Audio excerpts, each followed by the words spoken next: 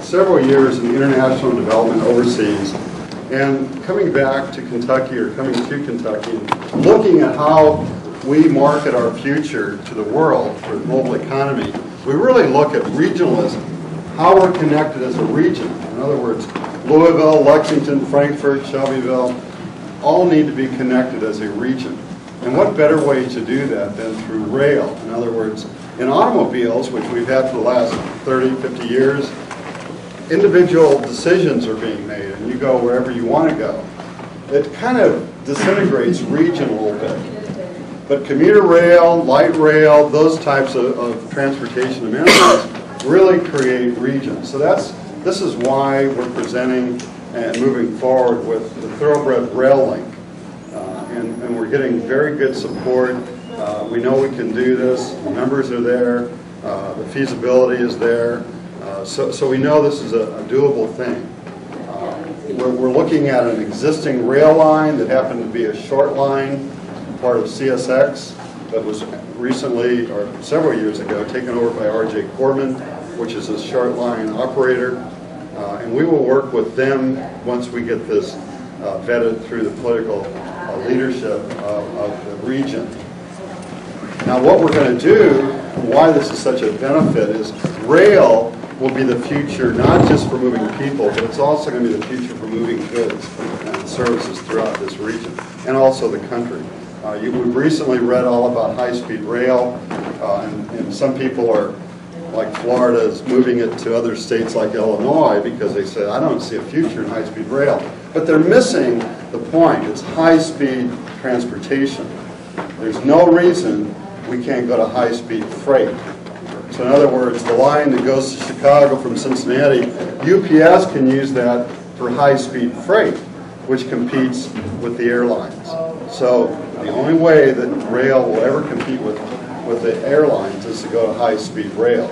Now, the program we're promoting here is a commuter rail system. It's not high-speed rail. And it's not a light rail system either. We're moving on a freight rail system, and you're not allowed to actually move light rail systems on a heavy rail freight system. But you can move commuter rail. That's what we do in Chicago, that's what we do in Los Angeles and other cities. So we're going to do the same thing. We're mimicking other larger metropolitan areas, using heavy rail systems to put a commuter rail on to that program. There's a lot of details, and I won't go into it. I'll probably more likely answer questions that you have. Where we are in the project, we're approaching the feasibility study, which will take 4 months.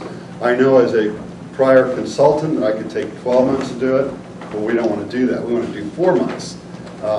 We also know that because the administration is very friendly to rail, that we'll get the funding for it, and we actually will have the first commuter rail program up and running before the other states and other communities that are also looking for the money will have theirs put together. So again, quick access to this commuter rail, hopefully by the end of November of 2012, which is quickly approaching. We may move into 2013, but you have to have a goal, and our goal is November of 2012. It will be 11 stations. It will be 101 miles long. It will actually go from Winchester through Lexington, through Midway, Frankfurt, Shelbyville, St. Matthews Mall, into Louisville, University of Louisville, and also onto the airport.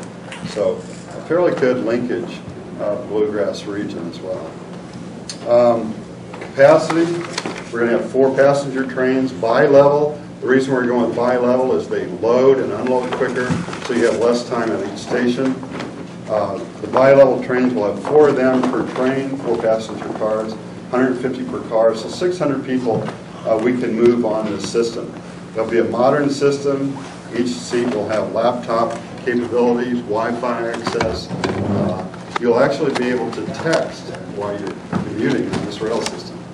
You'll actually be able to have bourbon too. So all the things you can't do while you're driving down I-64, you can do on a thoroughbred rail link. So a very comfortable thing. But you know, I talk so much in numbers, and I've got a 10-page document that is full of numbers.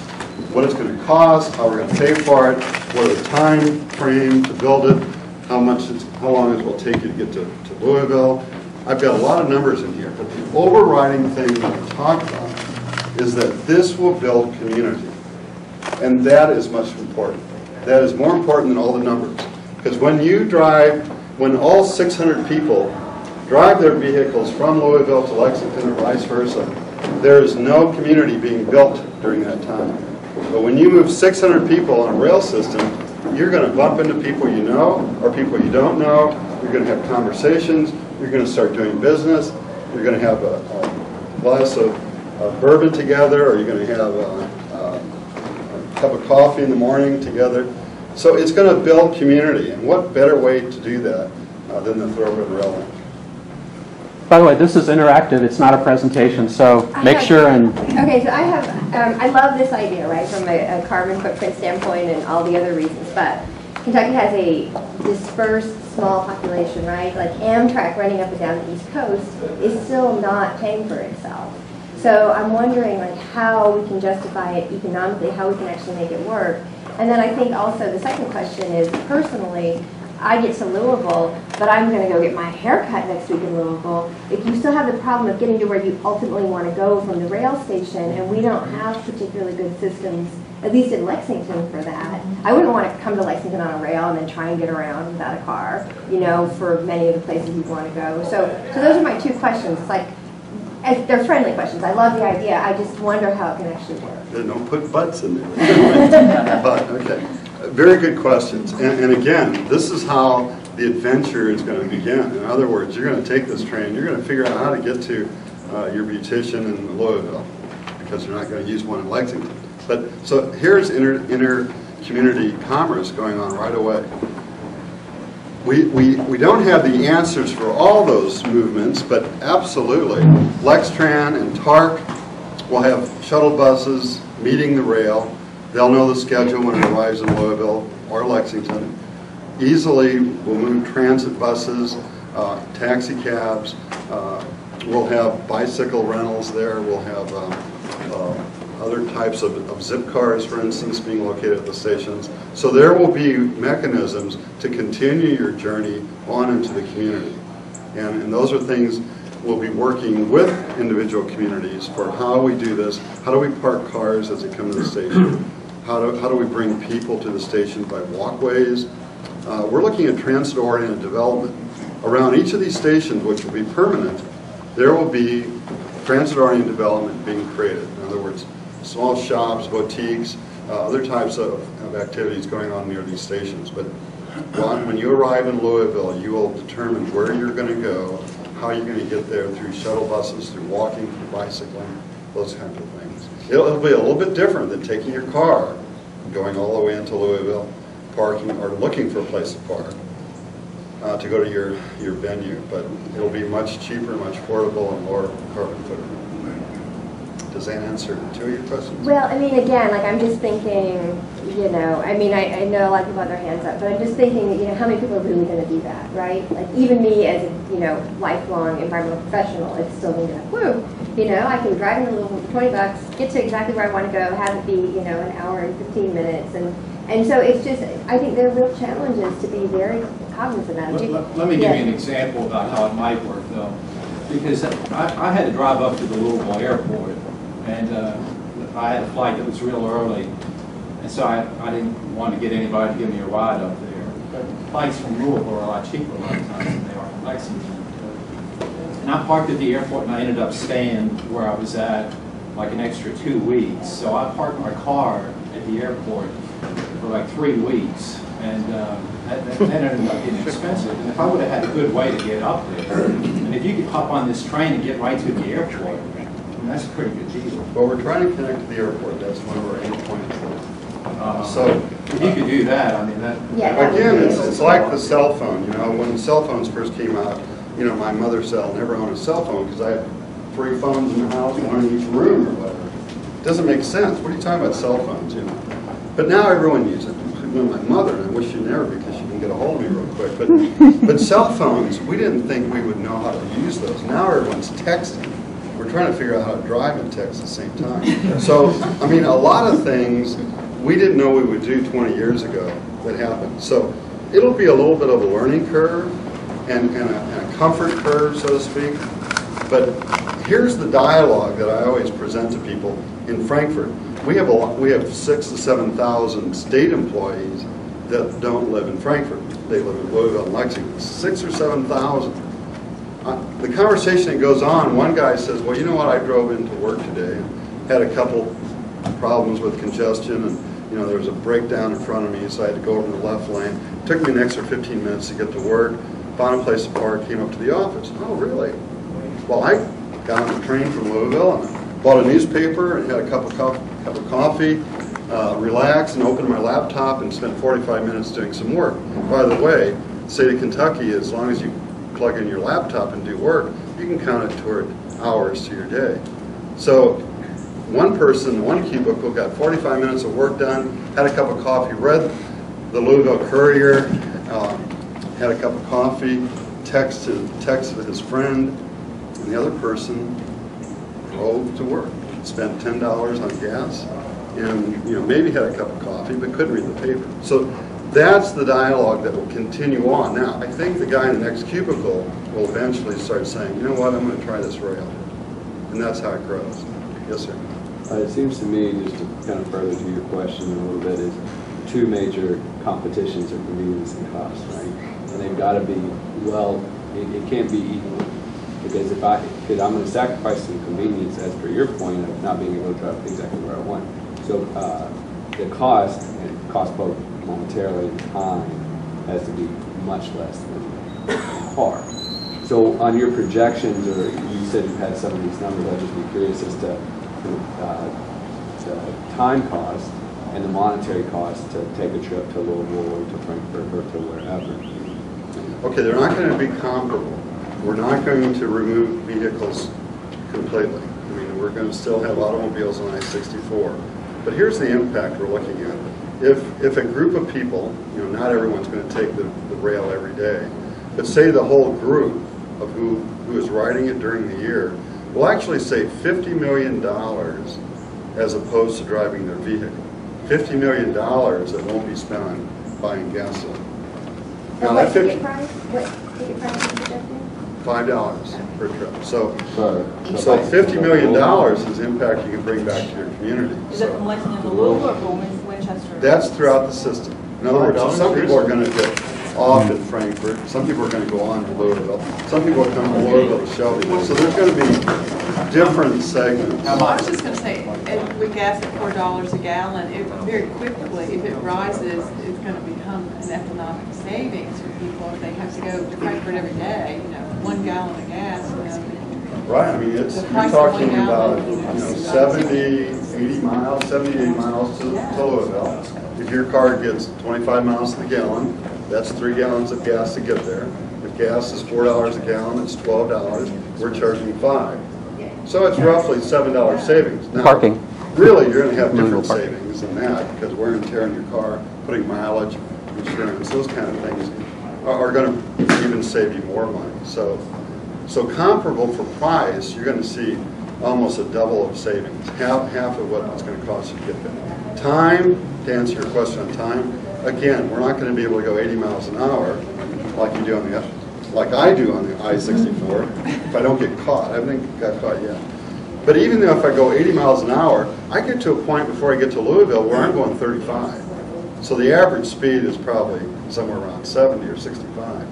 The time frame, it would take me maybe an hour and 15 minutes to get to Louisville. On the train, it's going to take an hour and 45. So a half hour more on train. That's because you're making a stop like Frankfurt.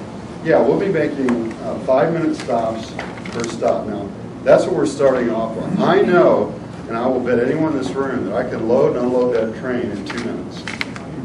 Believe it or not, 2 minutes is a long time to get on and off the train. But we're going to allow 5 minutes for people to get on and off the train. But people are going to be sitting there and say, why aren't we moving? So. There'd be stops would there be stops at Versailles, Midway, okay, here's Frankfurt, Shelby, or whatever. Yeah, this is all pre-study movement, but we're going to have one start in Winchester, stop at Lexington at Rupp Arena area by University of Kentucky. Now, the study may say, you know what, we probably need another stop at Lexington. It might be between Winchester and Rupp, somewhere in that area. Then we go to Midway, we go to Frankfurt, and again, we're going to have buses that will link to those stations. In other words, we will have an over-the-road bus in Georgetown that will go to the nearest station, which is probably Midway.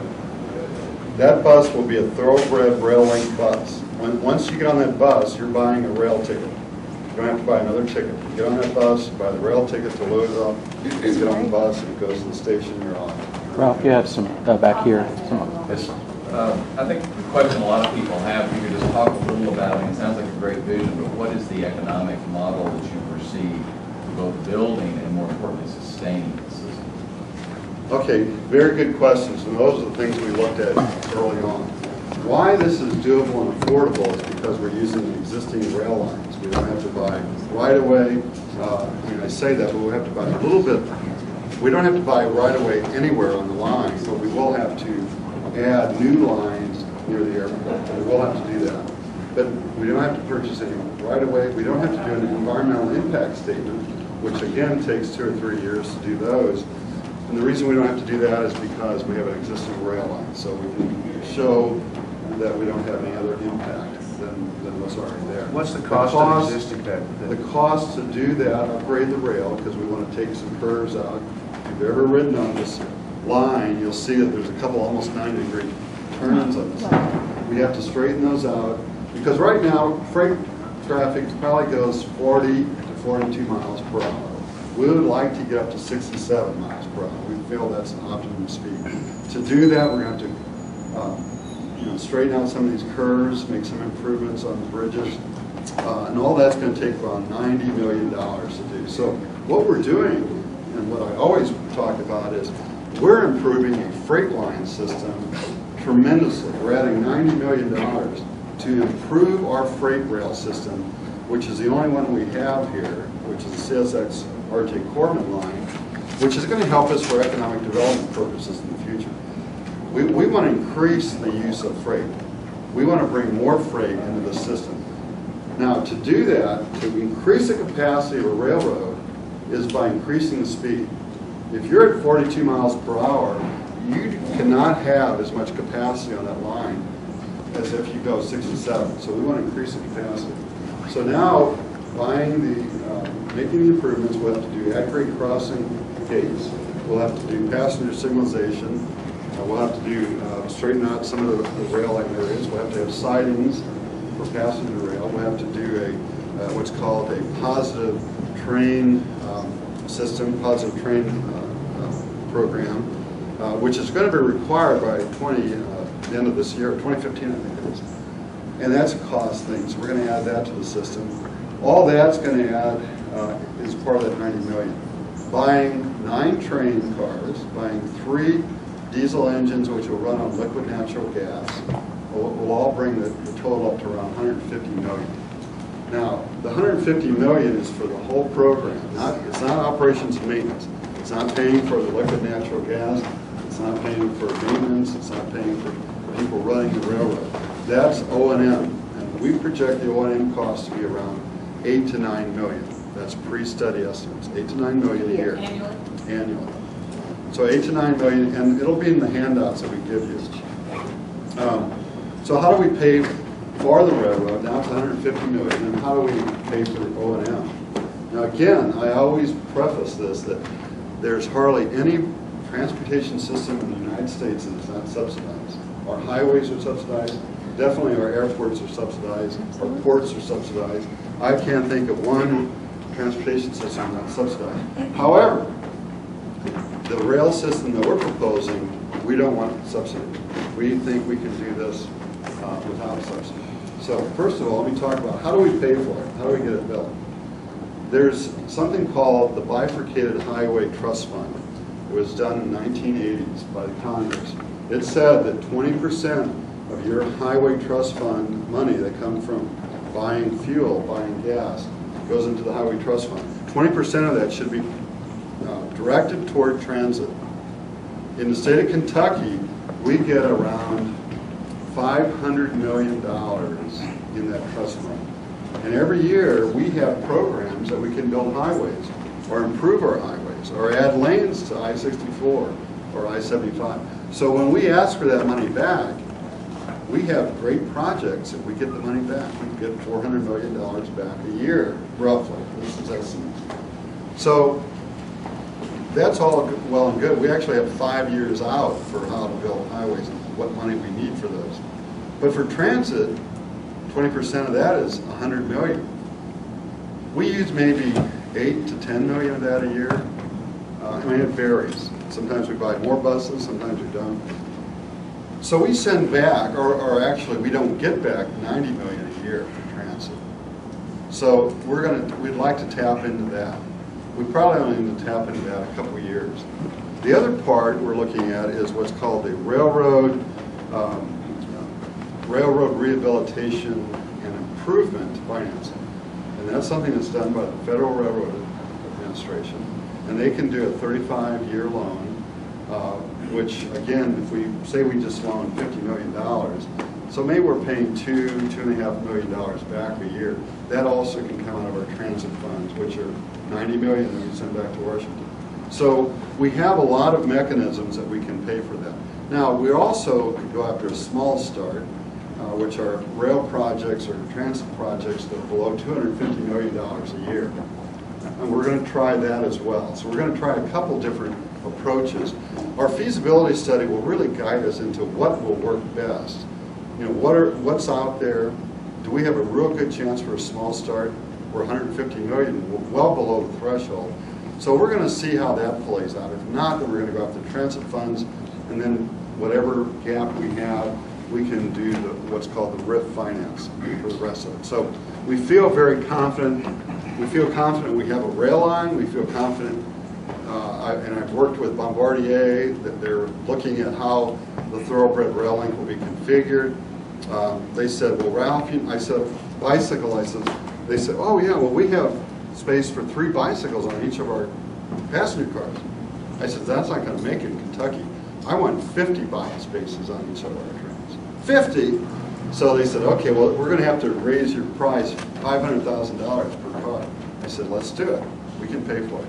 So again, we're looking, this is going to be a unique train, but also unique to other commuter areas. So we're paying for it. How do we pay for the O&M? Okay, passengers, we're looking at a 1.5 million passenger use a year, annually. So roughly, if you say $5 per passenger ticket, now there's going to be multiple tickets bought, so it could be even above the 1.5 million. You're going to get $7.5 million for your fare box. Now I say 600 people per train. We can actually do what's called a crush load. We can handle 1,200 people per train. So crush load is when you have people in the aisles on the back of the train. And we might see that going to a UK game or a U of L game or something like that. So we feel we can get $7.5 million on fare box. Now that's pretty close to paying off the O&M. We're looking at advertisements and advertising on the car, on the outside of the car, and inside the car. And an estimate that's been presented to us is around $3.5 million per year. Excuse me, Mr. Sarp, I hate to interject, but Yeah. I'd like to ask you a question. About a month ago, a lot of us were sitting in this room and we were talking about the problem of sprawl in urban densification versus sprawl in Lexington. And I'm looking at your rail line, and I'm a future commuter. If you build this train, I work in downtown Frankfort, I live in downtown Lexington. But when I look at your rail line and I think about the stops on this rail line, I look at sprawl. I see sprawl. I see this. How would you promote densification and fight sprawl if you're going to create more incentive for bedroom communities between Lexington and Louisville? Okay. First of all, did I answer your question? Well, on sort of, yeah. how we're going to pay for yeah. it, and how we're going to operate it. Just one quick follow-up. What does your foreman think of that? Okay. We've approached Corman. I've met with R.J. Corman early on in this process, and the word was, you know, go and get the political support behind you. Get this vetted through all the communities. Of course, you know, we're positive about Kentucky, we're positive about Lexington, Louisville, so see what you can do. But again, we're bringing a $90 million gift to his rail line, which is going to, we want him to be successful so that our economic development future is successful, because we will use that freight rail line. We need to use it. We cannot afford to build a new one. So we need to upgrade what we have and create more industries that use rail. Yeah, I didn't mean to interrupt his So question. that answered your, how we're going to pay for it, how we're going to maintain it. Okay, sprawl. Okay, and that's another benefit of the Thoroughbred rail line and why it's such a good proposition to our region. What we've all seen and not liked in the last 30 years is people moving out of the cities, or actually since World War II, 1950s. People started moving out of the center cities, and they said, you know what, we've got inner city problems. I don't want to deal with it. I'd rather flee to the suburbs. I have a new house out there. I've got grass I can cut every evening. But that's where we want to be. And we forgot about our center cities. The beauty of the Thoroughbred rail link is that line goes through the center of all of our cities. So now, Generation Y, which is a generation that's coming on, you know, they're in their 30s now, and within the next 10 years they're going to be investing in homes and other investments. We want them, and they're more prone to come back to the center city, we want them to have a convenient transportation system that goes to the heart of your downtown. That's what we're doing in Frankfurt. We're looking at how do we create more living areas in downtown Frankfurt. We have 75% of downtown Frankfurt is government owned. So we have no housing ability or to put people to live in downtown Frankfurt. We're going to change that. Downtown Frankfurt has a higher level of urban densification than Lexington does, though, per capita. Frankfurt is very suburban oriented. I mean, they even built east-west connectors to connect the suburbs across the city. I mean, it's it's a poster child of sprawl, Frankfurt, on a small level. But in bigger urban areas, and I don't know, a lot of you are from, or have at least spent some time in bigger urban areas, but I'm familiar with the D.C. area and a little bit Atlanta. Partly it's a zoning issue. The government has to come in and say, this is now multi-family, and you have to build up. And the other way is through economics. If the land surrounding the station is worth enough land, nobody's going to want to build little short buildings. So if it's $1 million an acre or $2 million an acre, you won't build a single family home. yes, sir. Okay, just a couple follow-up questions. And I just want to preface this by saying that my credentials as a rail fan and a rail transit advocate, I think, are impeccable. Are you sure about I that? will stand it. But, you know, but I am a skeptic as far as this goes. I mean, I'd love to see it, like all of us. But, you know, if you're projecting capacity, you know, your revenue projections are based on full capacity trains constantly. I find that hard to be realistic about that. A $5 fare, I can't imagine any other place in the country that has a $5 fare for an 80-mile journey. I mean, correct me if I'm wrong, but it just seems, the economic projections don't really seem realistic. Are you saying it's too low or too? I'm saying it's too low. I mean, is there any place you can go 80 miles on rail at $5? On New Jersey Transit, if you go from New York City from Penn Station down to, let's say, Princeton, which is about 80 miles, it's $17.50. Yeah, I'm just wondering where that number came from, whether it was based on. It's okay. Here, it's a goal. We're projecting a $5 fare. We think that's an affordable fare, a doable fare, and we still think we can make money on the $5 fare. Now, it gets lower than that, because if you're a state employee and you go every day to Frankfurt from Louisville, we're going to sell you a monthly pass.